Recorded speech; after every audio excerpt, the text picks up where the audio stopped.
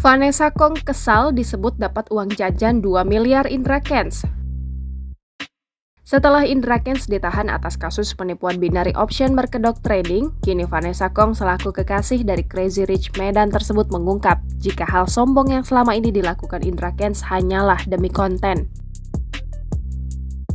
Vanessa Kong bahkan menegaskan hal tersebut dilakukan Indra Kents lantaran ada yang meminta kerjasama atau collab sehingga mengharuskan sang kekasih untuk pura-pura sombong. Dilansir dari akun Instagram @rumpi_gosip, mengunggah sebuah tangkapan layar dari Instastory Vanessa Kong yang akhirnya buka suara mengenai permasalahan Indra Kents Minggu 27 Maret 2022. Dalam unggahan tersebut, Vanessa Kong pertama kali mengungkapkan mengenai masalah yang dialami Indra Kents sama sekali tak ada hubungan dengan dirinya. Vanessa Kong juga mengaku jika merasa malas dan tak ingin membahas masalah tersebut. Namun lantaran asumsi publik yang kian heboh, akhirnya dirinya memutuskan memberi klarifikasi.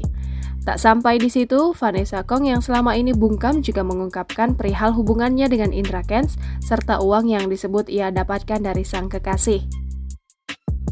Vanessa Kong pun memberikan klarifikasi atas sifat sombong yang selama ini ditunjukkan oleh Indra Kents.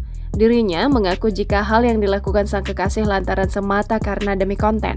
Vanessa juga menambahkan jika konten rumah mewah yang dibuat oleh Indra Kents dan dirinya karena mendapatkan tawaran dari sebuah televisi. Vanessa memberi pembelaan kepada Indra Kents dan menyebut jika artis lain yang kerap sombong juga merupakan demi konten, bahkan banyak yang membohongi publik.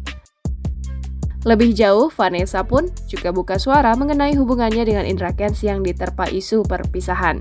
Kekasih dari Indra Kents ini pun mengelak jika kasus yang dialami Crazy Rich Medan tersebut memang sama sekali tak ada hubungan dengannya. Selain itu, Vanessa Kong menepis kabar yang menyebut jika dirinya juga bermain trading seperti sang kekasih.